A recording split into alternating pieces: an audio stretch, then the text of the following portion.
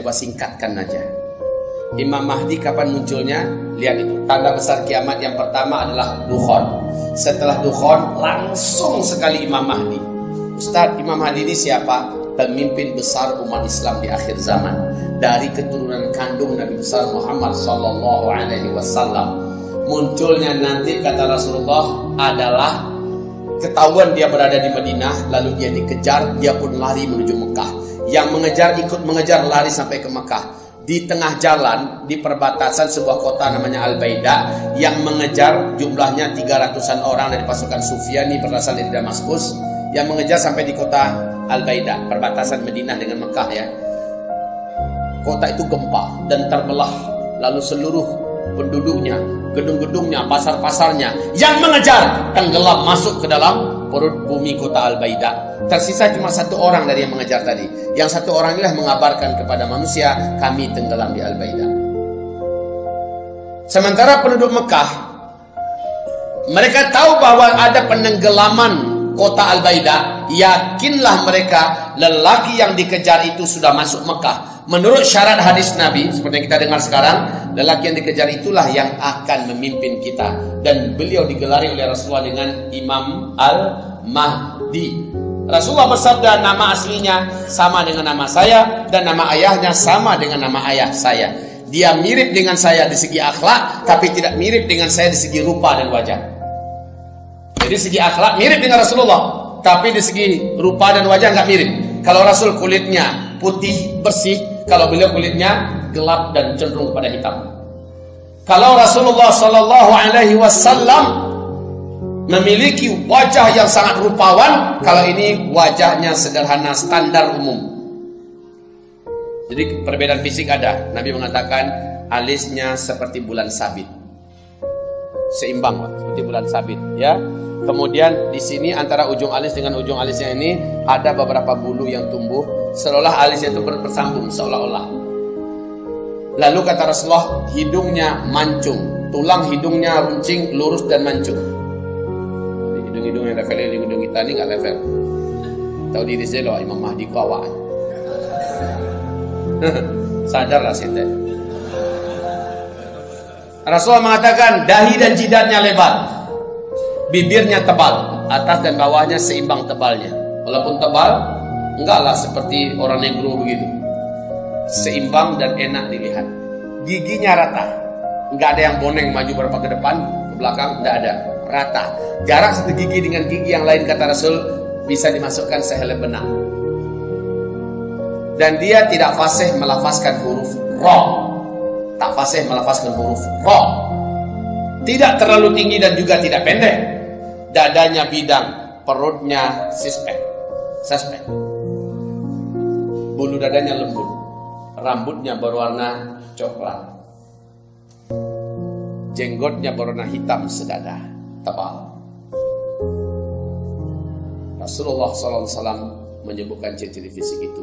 Dia nanti disumpah dan dibaiat paksa di depan Ka'bah. Dia menolak, bukan saya,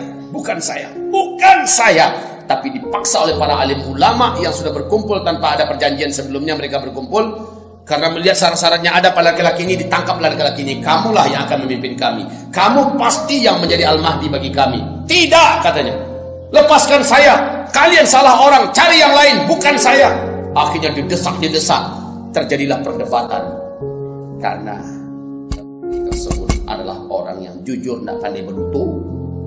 Ditanya nasabnya, memang nyambung kepada Hasan bin Ali bin Abi Thalib.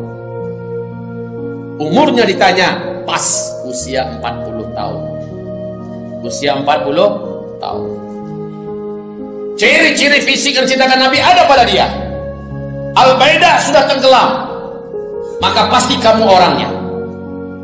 Kamu datang dari mana? Dari Madinah, ya kan? Tidak berhitung dong. Dia datang dari Madinah. Bagaimana mau berdusta? Kata Rasulullah, akhlaknya sama dengan akhlak saya. Nabi itu tidak penduto dong. Yang ngaku-ngaku Imam Mahdi selama ini itu tuyul tuh. Belum apa-apa udah nyebarkan nomor rekening. Yang mau dibaiat mari sini. Satu kali baiat sekian. Imam Mahdi ya sebenarnya nggak mau ngaku-ngaku dan bahkan menolak ketika dipaksa untuk disumpah dibaiat, nggak mau. tapi dia punya ilmu. Ilmu tentang agama, ilmu tentang fikih, ilmu tentang syariat. Dia punya ilmu karena hidupnya dari kecil bergelimbang ilmu dengan para alim ulama. Akhlaknya mulia, ibadahnya kuat, tapi dia memang gak ngerti masalah-masalah perang, masalah politik, masalah ekonomi, masalah bagaimana cara memperbaiki dunia, nggak ngerti. Makanya ketika diminta kepada beliau agar mau dibayar memimpin umat Islam, beliau kuat menggelengnya. Jangan boleh, tolong jangan boleh, bukan nambo, pilihlah orang lain, carilah orang lain. Maka para ulama mengatakan tidak semua syarat itu ada pada engkau. Tapi saya tak tahu apa-apa, saya nggak ngerti apa-apa. Pokoknya kami bayar. Allah yang akan membimbingmu, Allah yang akan menuntun kamu memimpin kami semua. Lalu terakhir kata-kata yang menakutkan bagi laki-laki yang soleh yang beriman ini, kata-kata para ulama itu dalam hadis sahih. Apa kata Nabi? Ulama ini berkata, jika seandainya engkau tidak mau kami bayar, engkau tidak mau memimpin kami, maka seluruh dosa orang-orang zalim di muka bumi ini yang mereka lakukan kepada Islam dan umat Islam, engkau yang tanggung. Kenapa saya? Kata Rasulullah, yang bisa menghentikan semua kezaliman mereka hanyalah engkau. Engkau menolak, engkau tidak mau, maka berarti engkau membiarkan mereka terus menzalimi Islam dan kaum muslimin. Serahkan tanganmu. Baru Tamanuang lelaki ini dan berkata, biarkan malam ini saya bermunajat kepada Allah. Saya mohon petunjuk dari Allah apa yang harus saya lakukan. Maka lanjut kata Rasulullah, fa aslahahullahu fi lailatin. Dalam satu malam itu Allah perbaiki kemampuannya. Allah upgrade kemampuannya dari nggak ngerti jadi ngerti, nggak tahu tentang seluk-beluk perang. Allah pahamkan dia langsung, nggak mengerti bagaimana menyelesaikan masalah-masalah yang berat, besar, masalah ekonomi, masalah militer, masalah kepemimpinan, masalah-masalah kebobrokan moral, bicara bencana alam, bagaimana mengatasinya. Langsung oleh sang pemimpin itu tahu dia apa yang akan dilakukan. Itulah dia fa aslahahullahu fi lailah. Dalam satu malam Allah perbaiki kemampuannya, di-upgrade oleh Allah sehingga dia memiliki kemampuan yang mumpuni untuk menghadapi suasana yang benar-benar hancur pada masa ini. Kaum muslimin yang kami muliakan. Kemudian besok paginya dia dikepung nih, nggak bisa lari. Diawasi setiap gerak-geriknya. Besok paginya di waktu duha selepas fajar, dia pun selepas syuruk terbit matahari, terang matahari, dia pun didesak, bagaimana? Dan dia menjawab, saya siap. Dibaiatlah beliau. Pembaiatannya terdengar oleh pemerintahan yang sedang berkuasa di Arab Saudi. Langsung dikerahkan militer dan senjata-senjata mereka untuk membunuh Imam Mahdi ini oleh pemerintahan Arab Saudi.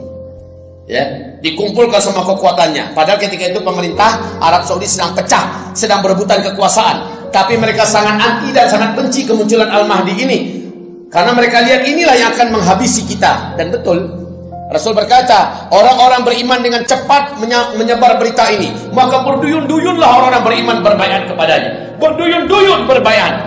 Bahkan yang dari Taif datang, yang dari Qutaibah datang, yang Qudaidah datang, yang dari mana-mana datang, bahkan yang dari Jeddah datang, dari Madinah datang, dari Yaman datang, dari Suriah datang, berbaiat berlomba-lomba, berbondong-bondong. Yang datang adalah orang-orang beriman terbaik yang siap berjual beli dengan Allah menjadi bala tentara Imam Mahdi. Maka pasukan inilah yang takkan mampu dikalahkan. Pasukan yang siap berjual beli dengan Allah. Mereka berbaiat. Kolah pasti kok keturunan kandung Rasulullah Imam Mahdi yang akan memimpin. Maka mereka berbaiat, siap berjual beli dengan Allah Subhanahu wa taala.